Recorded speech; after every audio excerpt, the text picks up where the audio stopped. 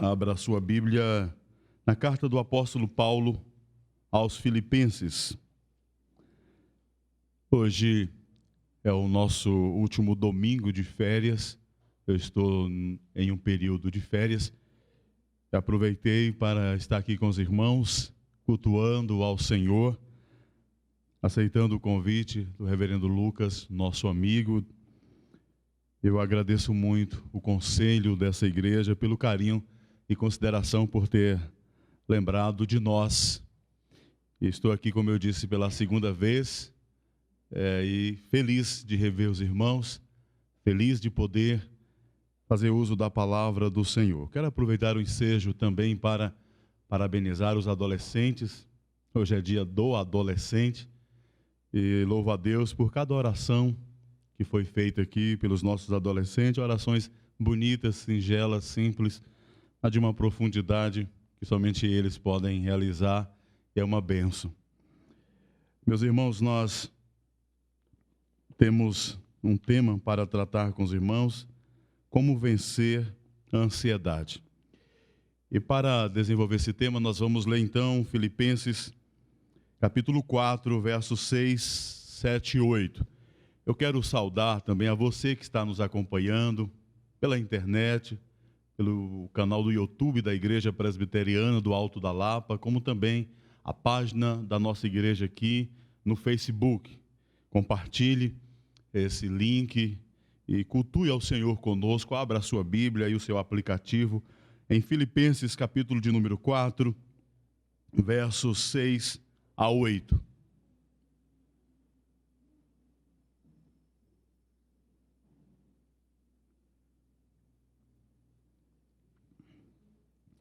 Nos diz assim, meus irmãos: não andeis ansiosos de coisa alguma, em tudo, porém, sejam conhecidas diante de Deus as vossas petições pela oração e pela súplica, com ações de graças.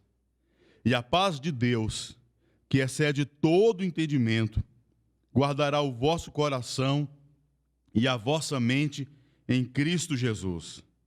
Finalmente, irmãos, tudo que é verdadeiro, tudo que é respeitável, tudo que é justo, tudo que é puro, tudo o que é amável, tudo que é de boa fama, se alguma virtude há e se algum louvor existe, seja isso o que ocupe o vosso pensamento. Oremos. Ó Pai,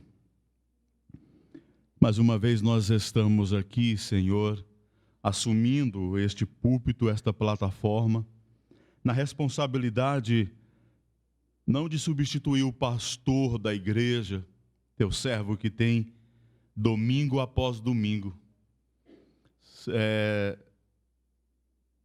expondo aqui, Senhor, tem sido fiel expositor da tua palavra, domingo após domingo, semana após semana.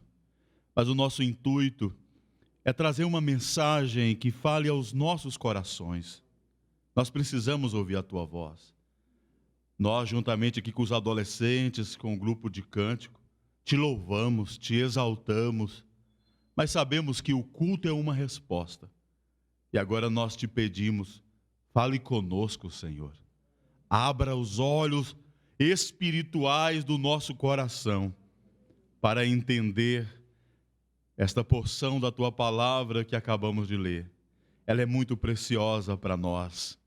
Ela foi escrita da prisão. E a prisão, o Senhor, não pôde deter esta palavra. E depois de mais de 2000 anos, ela chegou até nós. E hoje nós temos aqui um grupo de cristãos, presencialmente, outro assistindo, ouvindo esta palavra. Abençoe-nos, Pai, de graça e unção, a autoridade do teu Espírito Santo. Eu rogo aqui também uma bênção especial para a vida do reverendo Lucas, para a vida da sua esposa, Senhor. Que o Senhor a visite agora, Pai, restituindo, restabelecendo sua saúde. No nome de Jesus, nós fazemos também esta intercessão. Em nome de Cristo é que oramos. Amém. Podeis assentar, queridos irmãos. Eu começo essa pregação com uma pergunta que eu gostaria que você respondesse para você mesmo. Você é uma pessoa ansiosa?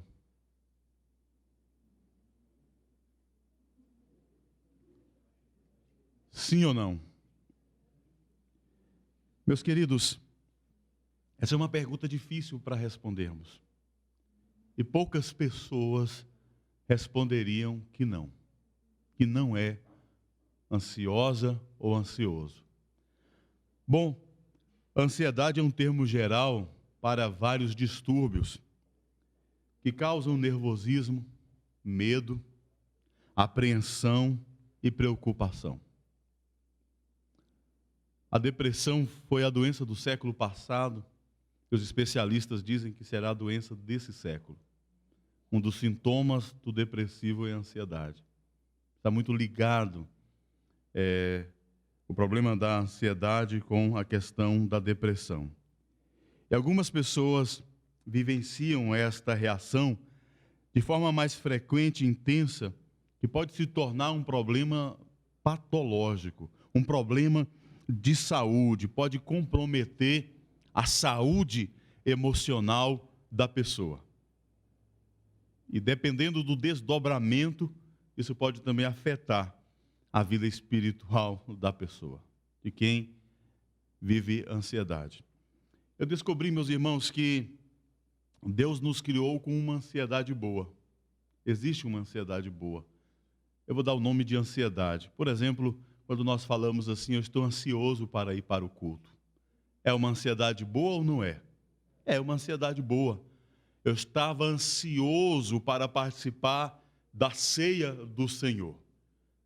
Por conta das viagens, este mês nós não participamos da ceia ainda. E hoje aqui nós temos oportunidade, a minha esposa estava comentando que se sente feliz por poder participar hoje com os irmãos aqui.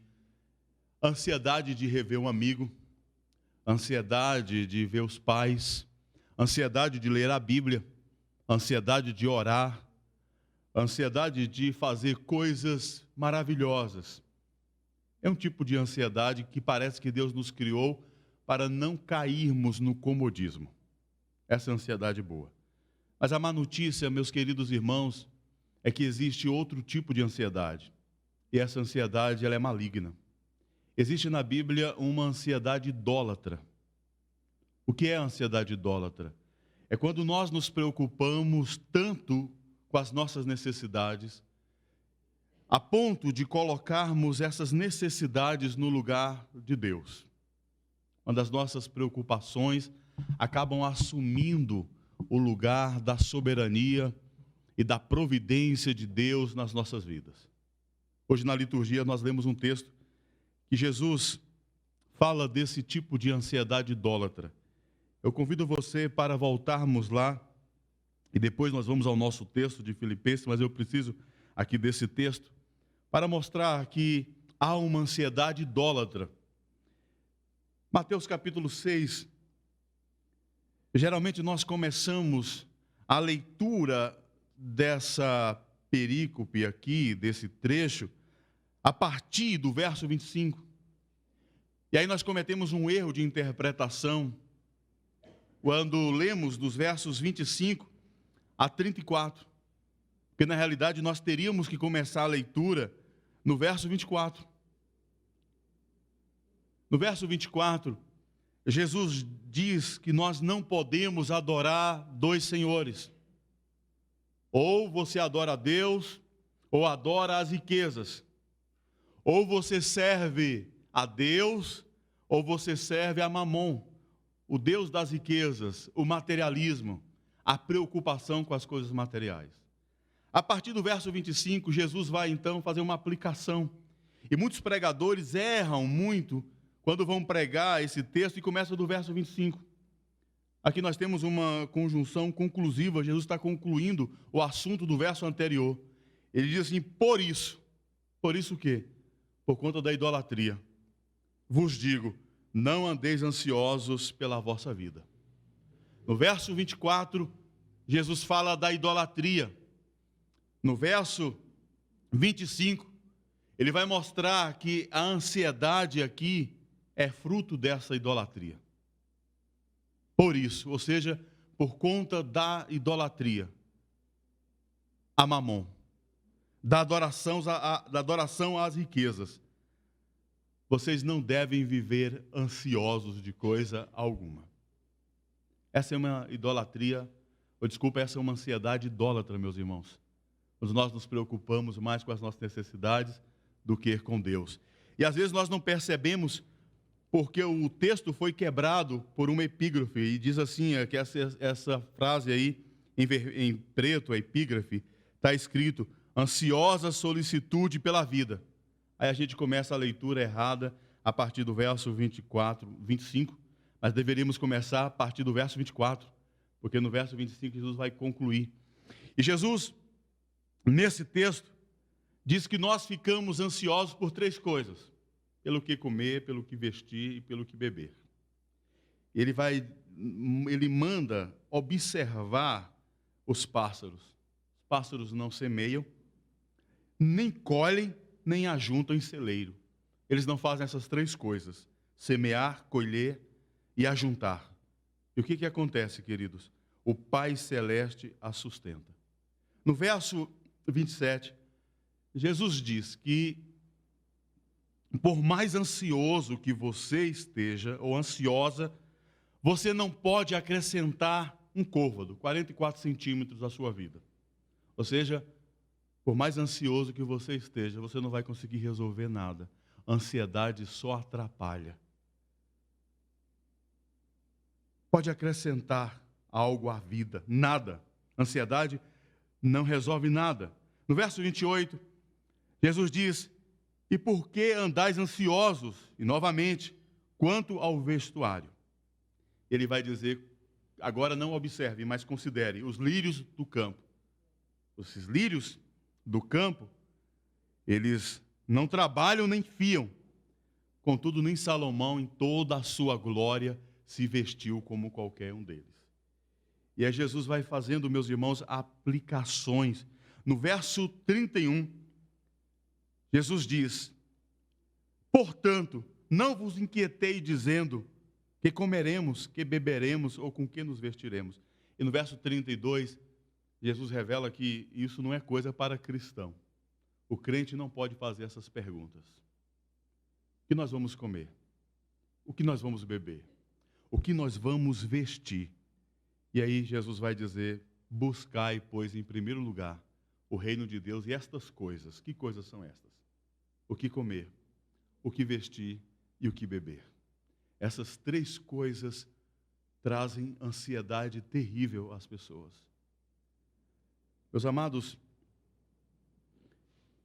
a gente conhece pessoas e ouve casos de casais que brigam porque a esposa, ela tem 15 pares de sapato e ela compra uma briga terrível para o marido comprar mais um par de sapato. Ela não precisa de 16 pares de sapatos, mas a ansiedade a faz se preocupar com o que calçar. Muitos dos nossos problemas estão relacionados a essa ansiedade. Bom, o que isso tem a ver com o texto que nós vamos pregar? Voltemos agora a Filipenses, capítulo de número 4. Quando Paulo diz aqui, meus irmãos, dá uma ordem, é um imperativo. E Paulo nos diz assim: não andeis ansiosos. Não é uma opção, é uma ordem, é um mandamento. É o mesmo tipo de ansiedade que Jesus se referiu. Por isso vos digo, não andeis ansiosos, Jesus diz. E Paulo diz aqui: não andeis ansiosos de coisa alguma. É uma ordem. O crente não pode ter esta ansiedade. E Paulo estava escrevendo, meus irmãos, para uma igreja que estava vivendo uma tribulação muito grande. A igreja de Filipos, fundada por Epáfras, também por Silas, por Timóteo, e principalmente pelo apóstolo Paulo, o pastor fundador da igreja, o principal pastor da igreja, o líder da igreja, ele estava preso. E a igreja, então, estava vivendo esse momento de tribulação. E Paulo percebeu que a sua prisão poderia desenvolver uma ansiedade na igreja. Epafrodito havia visitado Paulo na prisão e agora ele leva essa carta preciosa aos irmãos de Filipos.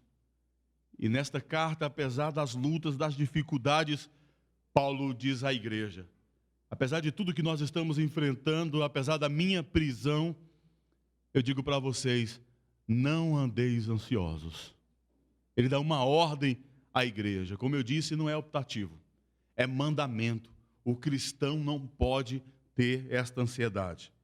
Eu gostaria que você imaginasse que Paulo fosse um psiquiatra, um profissional mais indicado para tratar e diagnosticar o transtorno da ansiedade, e que você estivesse no gabinete do Dr. Paulo. Então, ele lhe daria pelo menos uma receita com 3 coisas necessárias para você vencer a ansiedade. Se você é uma pessoa ansiosa, nós podemos vencer a ansiedade com 3 coisas que são mencionadas aqui por Paulo. Primeiro antídoto, e nós vamos chamar de antídoto, o primeiro antídoto de Paulo contra a ansiedade é a oração. Esse é o primeiro remédio. Qual é, meus irmãos? Vamos repetir todos juntos? Oração. No verso 6, após dar uma ordem, após determinar, após citar aqui o imperativo, não andeis ansiosos de coisa alguma. Em tudo, porém, sejam conhecidas diante de Deus as vossas petições, pela oração, pela súplica, com ações de graça.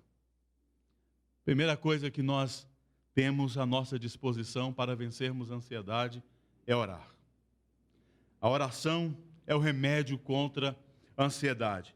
E veja o contraste que Paulo apresenta, porque em vez de ansiosos em tudo, Paulo diz, porém sejam conhecidas diante de Deus, em tudo, as vossas orações. Ou seja, meus irmãos, o que significa isso? É qualquer coisa que pode nos deixar ansiosos, aflitos, angustiados e perturbados. É como se Paulo dissesse à igreja: não se inquietem por nada, ou parem de estar ansiosos por qualquer coisa. Parem de estar ansiosos por qualquer coisa. Estar ansioso aqui significa andar inquieto, significa viver perturbado.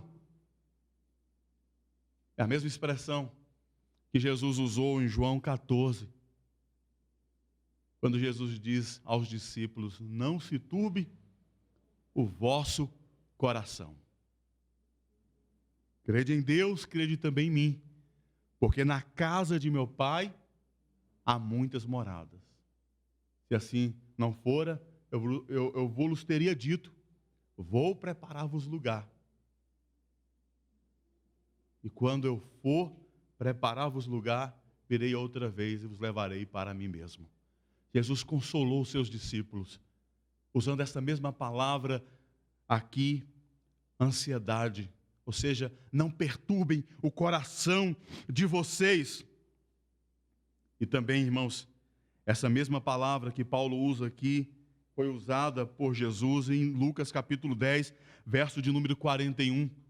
A Bíblia nos diz então que Jesus com os discípulos se hospedaram na aldeia de Marta e Maria. E aí, a família de Lázaro hospeda a comitiva apostólica. E a palavra de Deus nos diz que enquanto Maria se quedava aos pés do Mestre e aprendia as lições de Jesus, Marta estava inquieta, perturbada, ansiosa. E eu creio com muita razão, porque não é fácil a gente dar comida a 11, 12 pessoas. Você imagina você estar na sua casa, não está muito preparado e chega um parente, chega um vizinho, alguém, e você fica ali tentando dar o que comer, servir bem, tratar bem as pessoas. Imagina recepcionar 12 homens que comiam muito, caminhavam muito, andando por toda a Galileia, pregando, e Marta estava agitada. E Jesus usa esta mesma palavra que Paulo usou aqui em Filipenses, dizendo: Marta, Marta, você anda inquieta e te preocupas com muitas coisas. Havia uma inquietude, um desassossego no coração de Marta. Meus irmãos, quantos de nós passa por isto? Inquietude e preocupação com muitas coisas. A ideia aqui que Paulo está tentando levantar, o que Paulo está tentando aqui combater, é aquela questão, queridos, que nos leva, os problemas que nos levam a preocupar-se excessivamente, de encher-se de ansiedade, de inquietar-se.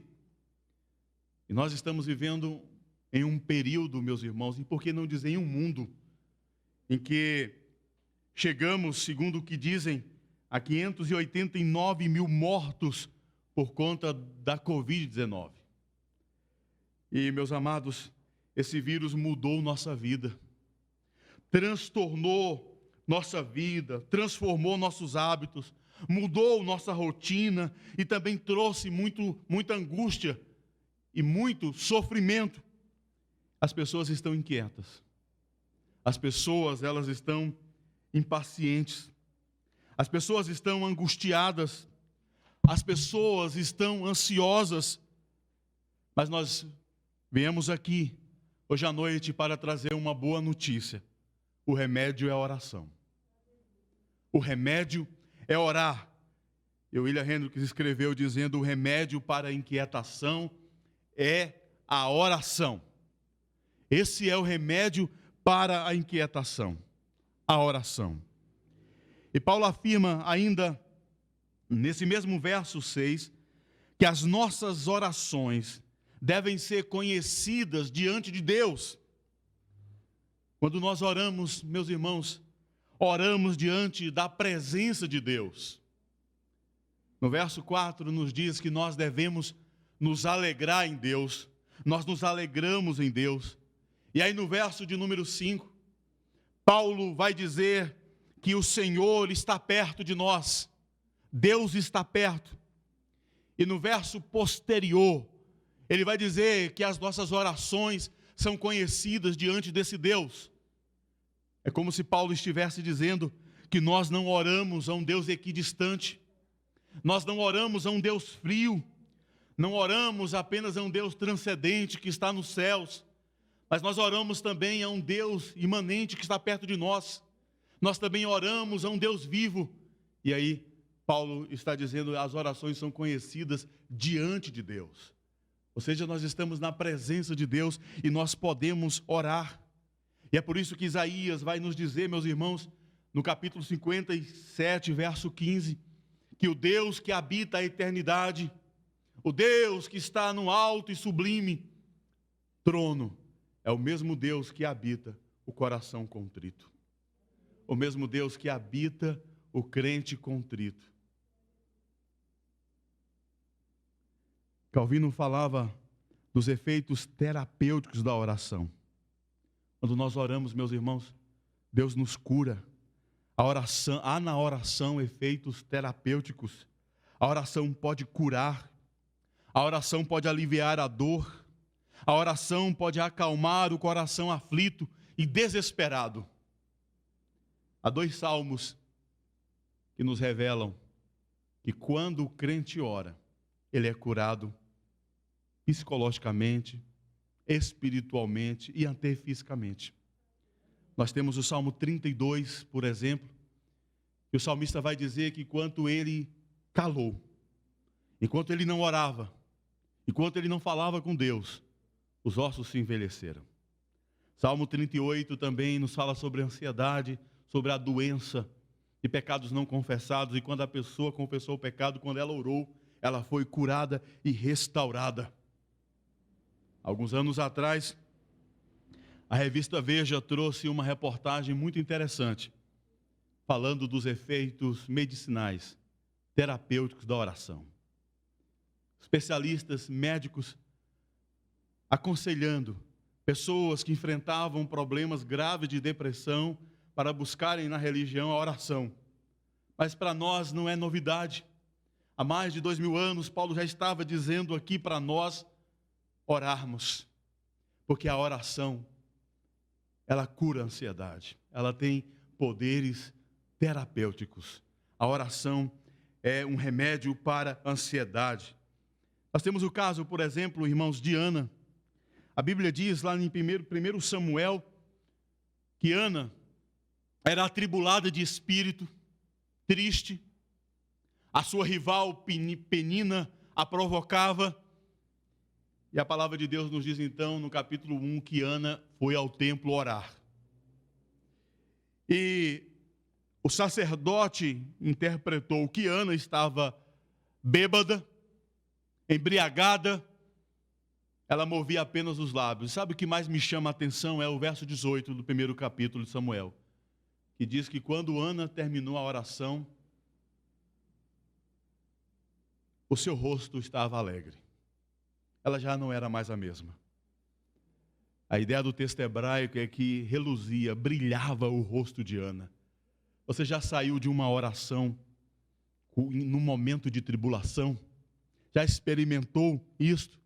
Orar em um momento de extrema angústia?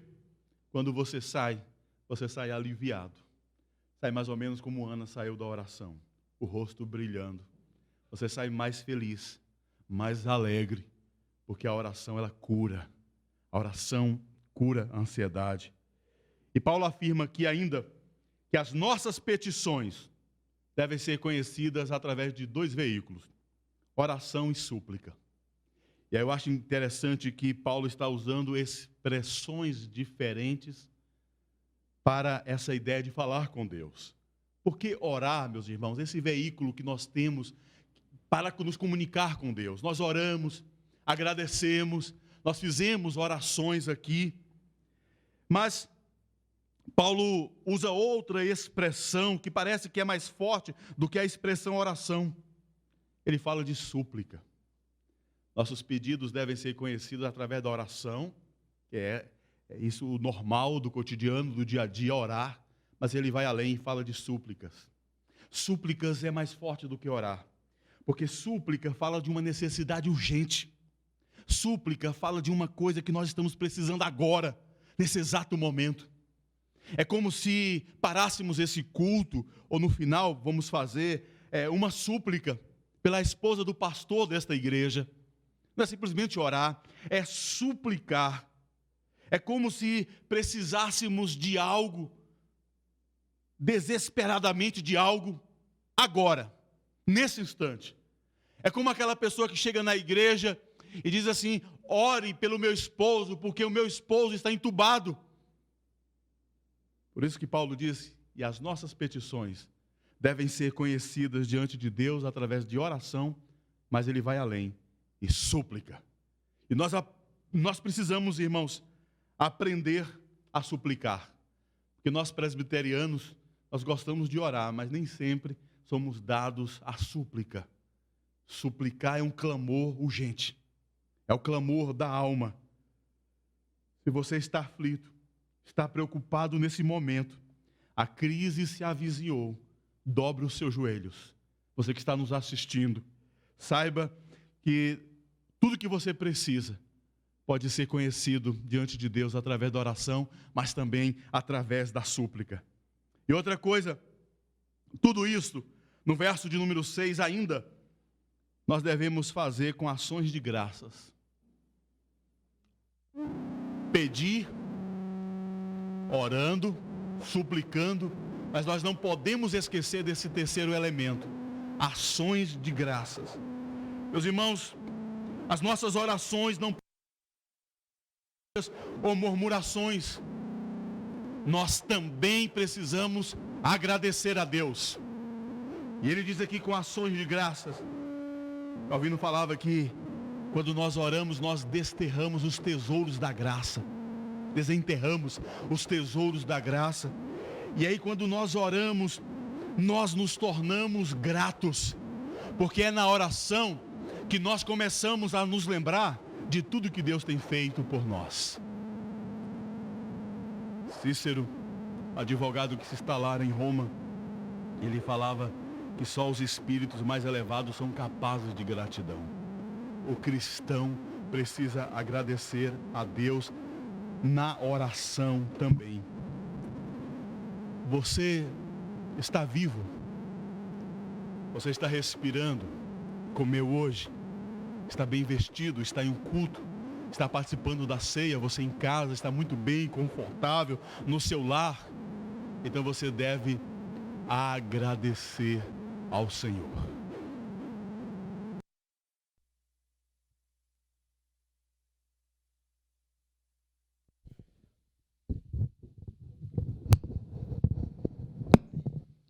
Aproveitando a troca de microfone, nós vamos então para o segundo ponto.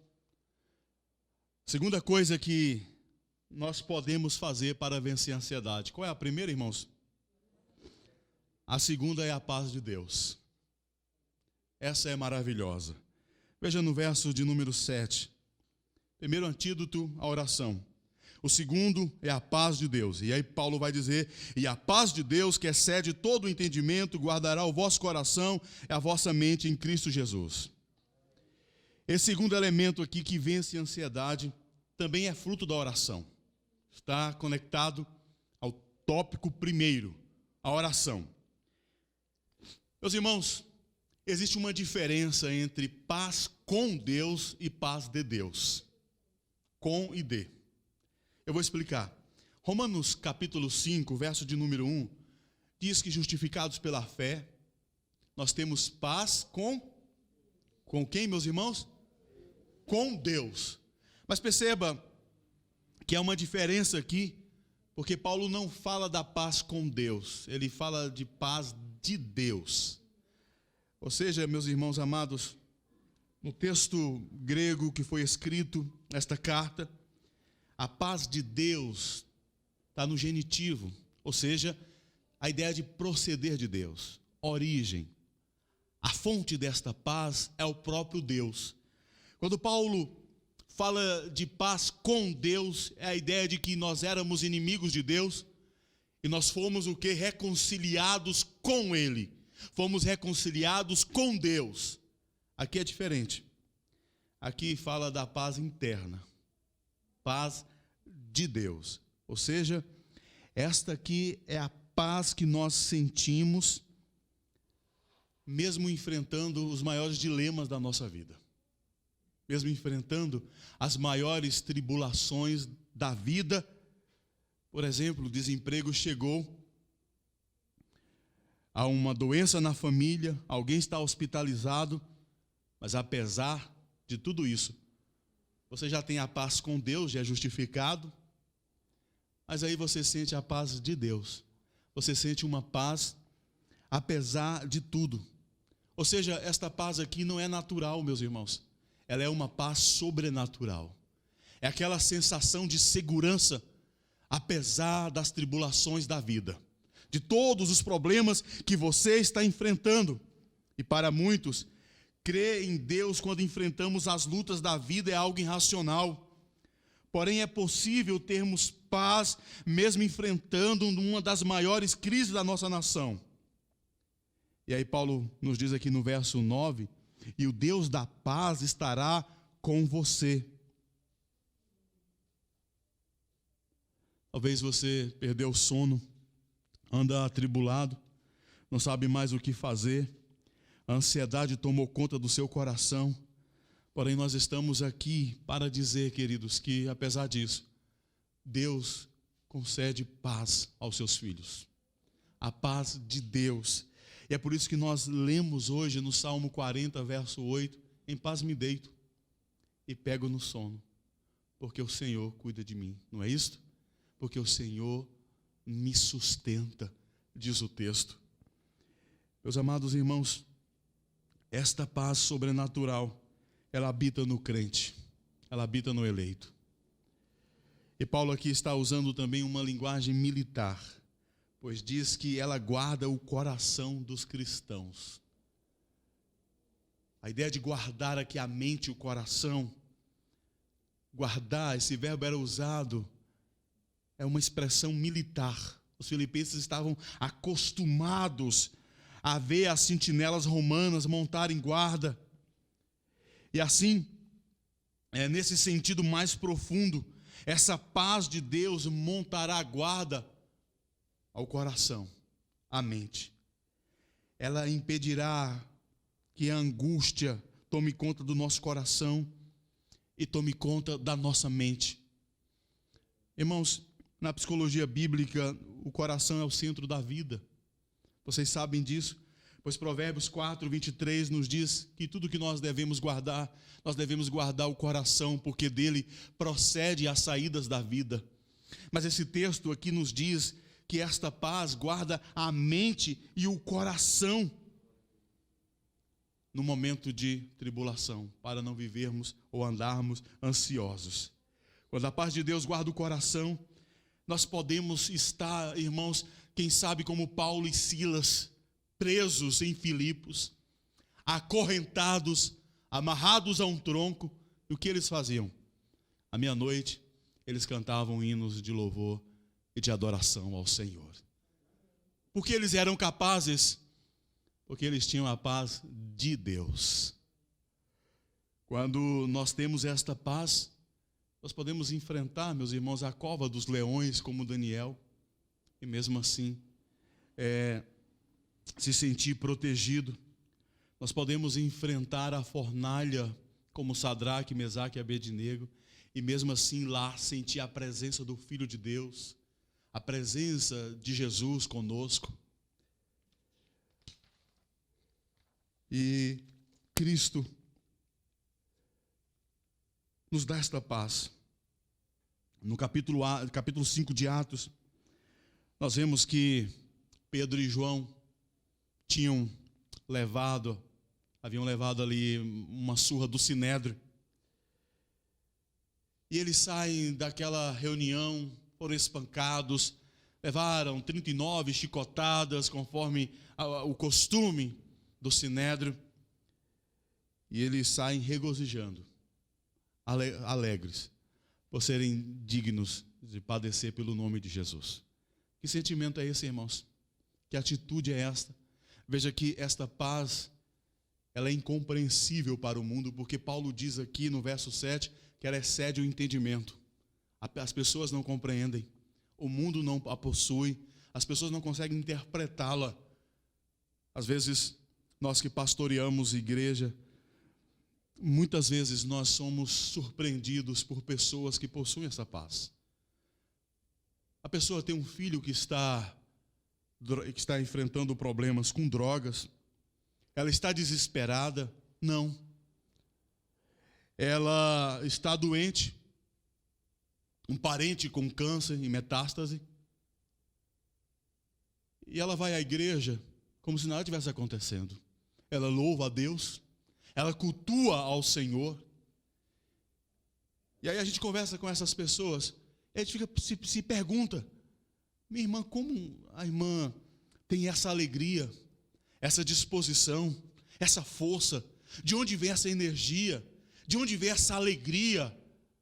Que tem um filho nas drogas, outro filho preso, um parente em estado de câncer e metástase, desempregados, passando necessidades, e mesmo assim são capazes, ou ela é capaz de ir à igreja, de adorar a Deus. Você a encontra bem, feliz, sempre animada. De onde vem isso, irmãos? Isso é a paz de Deus. Ela vence a ansiedade. O que nós precisamos nessa noite, queridos? Pedir a Jesus que encha nossos corações e a nossa mente desta paz. Quando estamos ansiosos, nós pensamos tantas coisas. Nós pensamos, sobe tantos pensamentos equivocados na nossa mente, mas quando a paz de Deus guarda a nossa mente e guarda o nosso coração, nós conseguimos então perpassar por muitas lutas e vencer no nome de Jesus. A terceira coisa, qual foi a primeira, meus irmãos? A segunda. E a terceira coisa para vencer a ansiedade é a edificação. Ninguém consegue vencer a ansiedade sem edificação, sem o que nós estamos fazendo aqui nessa noite. Veja o verso de número 8, Paulo vai terminar mostrando a terceira coisa para vencer a ansiedade: edificação. Finalmente, irmãos, vamos ler tudo juntos? Tudo que é verdadeiro, vamos lá, irmãos? Tudo que é respeitável, tudo que é justo, tudo que é puro, tudo que é amável, tudo que é de boa fama, se alguma virtude e se algum louvor existe, seja isso que ocupe o vosso pensamento. Paulo termina então apontando a última coisa que podemos fazer para vencermos a ansiedade: promover uma vida de edificação. Edificar na palavra de Deus. E aqui Paulo trabalha vários conceitos cumulativos, mostrando que agora esse coração que ora, esse coração que experimenta a paz de Deus, ele é um coração que precisa ser edificado. Tudo que é verdadeiro, ou seja, a verdade faz parte da armadura do verdadeiro cristão, do soldado cristão. Em Efésios 6:14, Paulo diz que nós devemos nos cingir da verdade, devemos falar a verdade uns para os outros, conforme Efésios 4:25. E nós vivemos hoje, meus irmãos, um mundo de fake news. Tudo parece muito mentira. A mentira na religião, a mentira na política, a mentira em todos os ramos. Mas uma coisa é certa: Cristo é a nossa verdade. E nós devemos nos ocupar com a verdade. E aí Paulo prossegue e diz: tudo que é respeitável, ou seja, fala do comportamento digno do cristão. E ele continua dizendo tudo que é justo, ou seja, nós recebemos a justiça que foi imputada e foi comunicada a nós, e agora nós devemos pensar com retidão. Paulo está falando da nossa mente. Ele continua e diz tudo que é puro, ou seja, os crentes daqueles dias, queridos, como os nossos, são desafiados a viverem de forma pura. Tudo que é amável, tudo que é amado. Quais são as coisas amadas por nós, meus irmãos? Se tem boa fama, se tem virtude, se há louvor, Paulo diz, seja isso que ocupe o pensamento de vocês. Significa computar, calcular, conferir, levar em conta essas coisas para edificação. Há um adágio popular que diz, e vocês conhecem, que diz que mente vazia é o quê, irmãos? Oficina de quem? Do diabo. Paulo está combatendo isso aqui. Paulo está dizendo, se você quer vencer a ansiedade, meu irmão, não é assistindo na TV Globo 24 horas que você vai vencer essa ansiedade. Não é tentando ouvir sempre as pessoas lá de fora. A reportagem é importante, está informado é importante. Mas a melhor coisa, meus queridos irmãos, para vencermos a ansiedade é através da edificação. É como se Paulo estivesse dizendo, enche a sua mente da palavra de Deus. E aí no Salmo 1, nós temos aquele belíssimo salmo que celebra a palavra de Deus, que diz que feliz é o homem que medita, meus irmãos, dia e noite na palavra de Deus. Enche a sua mente da palavra de Deus. Leia bons livros, assista bons filmes, leia livros cristãos, leia constantemente a sua Bíblia. Enche a sua mente de coisas maravilhosas e você vai vencer a ansiedade. Essa é a terceira coisa. E nós concluímos que, irmãos amados, com o texto de Pedro, 1 de Pedro 5:7. Pedro diz que nós devemos lançar sobre ele toda a nossa ansiedade, porque ele tem cuidado de nós. Se você está ansioso, ansiosa, ore a Deus. Ao invés de ansiedade, oração. No lugar da ansiedade, oração. Segunda coisa, experimente esta paz, a paz de Deus, e tenha uma vida, leve uma vida de edificação. Fazendo isto, você vencerá a ansiedade. No nome de Jesus. Amém.